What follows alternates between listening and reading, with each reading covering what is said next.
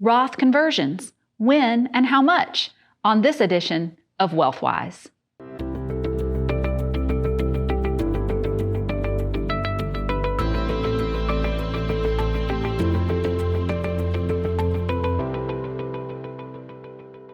I'm Deanne Rosso, President and CEO of Elevate Wealth Advisory.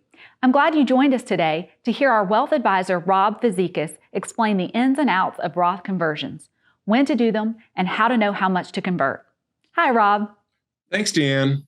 Let's talk about Roth conversions and why you might want to consider one as another item on your year-end planning checklist. So what is a Roth conversion? A Roth conversion involves taking a portion of a traditional IRA account and converting it into a Roth account. So why would we consider maybe doing that? Well, it turns out traditional IRA accounts and Roth accounts operate under different tax rules.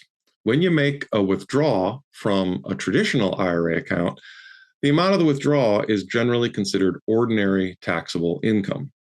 Roth accounts work differently, and when you make a withdrawal from a Roth account, it's generally not taxable if you've met the age requirements and the holding period requirements.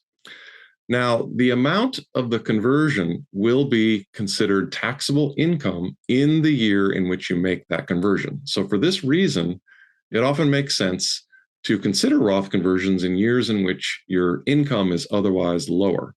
So perhaps you're a business owner with higher than usual expenses and your income is lower, or you're a recent retiree and you haven't started Social Security benefits yet, and you find yourself in a low marginal tax rate. So these can be good years to consider Roth conversions because the conversion will then be taxed at a lower, more favorable marginal rate. There's another strategy to consider too. Again, if you find yourself in a low tax bracket, perhaps the 12% federal bracket, and you see that you still have some room in that bracket to recognize more income and stay within the 12% bracket, you might be able to calculate just how much more income you could recognize and completely fill up that bracket with a Roth conversion.